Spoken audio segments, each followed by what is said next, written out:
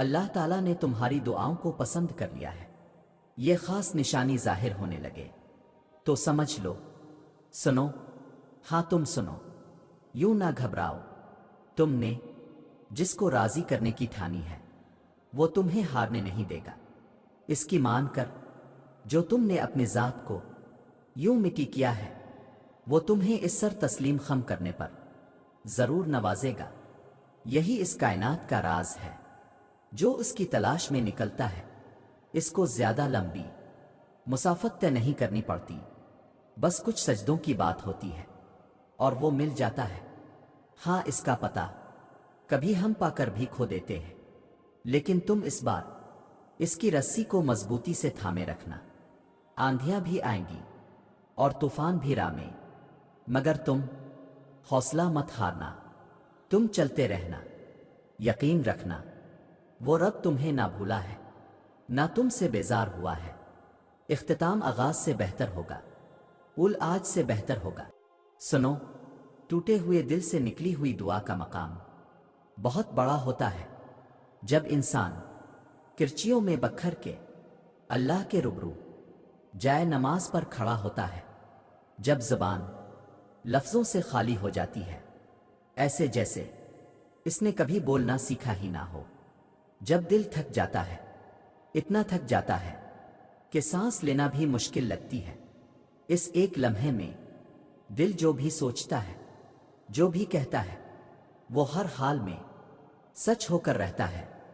ہو سکتا ہے ابھی تمہیں یہ بات بہت بے معنی سی لگے، اور ہو سکتا ہے ابھی تمہیں یہ لگ رہا ہو کہ ایسا صرف کہانیوں میں ہوتا ہے، مگر یقین کرو، میں نے یہ ہوتے ہوئے دیکھا ہے۔ میں معجزہ ہوں اور تم بھی ایک معجزہ ہو، تو پھر تم کیسے اس کی قدرتوں کا انکار کر سکتے ہو، جو مٹی سے پتلا بنا کر ایک اشارے سے اس میں جان پھونک کر اسے جیتا جاگتا انسان بنا سکتا ہے۔ اس کے لیے تمہاری اس چھوٹی سی مشکل کو حل کرنا بھلا کیا مشکل؟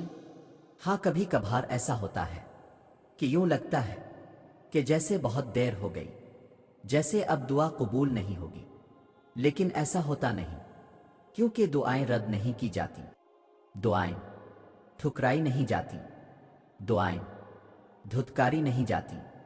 قبولیت کا لفظ ہی جب دعاؤں کے لیے بنا ہے تو کیسے ممکن ہے کہ تم مانگو اور تمہیں نہ ملے؟ دیر سے ہی صحیح، لیکن یقین کرنے والوں کو ملتا ضرور ہے۔ اور سنو، دعا کبھی بھی رائے گاہ نہیں جاتی۔ تمہارا انتظار، صبر اور شدت سے مانگی ہوئی دعا کبھی رد نہیں ہوتی۔ جو آنسو بہائے، جو درد سہے، اللہ تعالیٰ سب دیکھ رہا ہے، وہ کبھی بھی بے آسرا نہیں چھوڑتا۔ ہو سکتا ہے جس آزمائش میں تم ہو اس کے بعد تمہاری دعا پر کن ہو، تاکہ تمہیں اس کی محبت کا یقین کامل ساری زندگی رہے۔ وہ تو بس آزمائش میں اس لیے ڈالتا ہے تاکہ تم سالے بن جاؤ، جیسے سونا کندن بن جاتا ہے، وہ بھی تو تپش سے گزرتا ہے تبھی تو کندن بنتا ہے۔ ایسے ہی تمہاری زندگی ہے، بس اللہ کی مصلحت ہوتی ہے تاکہ تم شکر کی زندگی گزار سکو۔ اور یاد رکھو، دعا قبول نہ ہونے کی دو وجوہات ہوتی ہے، تو اللہ کو تمہارا مانگنا پسند آ جائے اور وہ چاہتا ہے تم اس سے مانگتے رہو، تو وہ تمہارے حق میں بہتر نہیں اور وہ اس سے بہترین سے نواز دے۔ اور اگر ہمارے دل کو بہتر سے زیادہ کسی کی حسرت ہی نہ ہو تو اس چیز کے حصول کی بجائے تم اپنے دل کے صبر کی دعا کرو۔ تمہیں دنیا میں کوئی بھی اکیلا چھوڑ سکتا ہے، لیکن تمہاری تنہائی میں صرف اللہ تمہارے ساتھ ہوگا۔ سنو، تم کیسے اللہ سے مایوس ہو سکتے ہو؟ ہاں، کیا تم نے قرآن کھول کر نہیں دیکھا؟ کیا تم نے نہیں پڑھا اللہ کریم کیا فرماتے ہیں؟ کیا اللہ رب العزت کے وعدے یاد نہیں آتے؟ کیا رب العالمین کے دلا سے بھول گئے؟ اللہ تو کہتا ہے، میں ہر لمحے اپنے بندوں کے ساتھ ہوں، ان کے لیے بہترین سے بہترین چنتا ہوں۔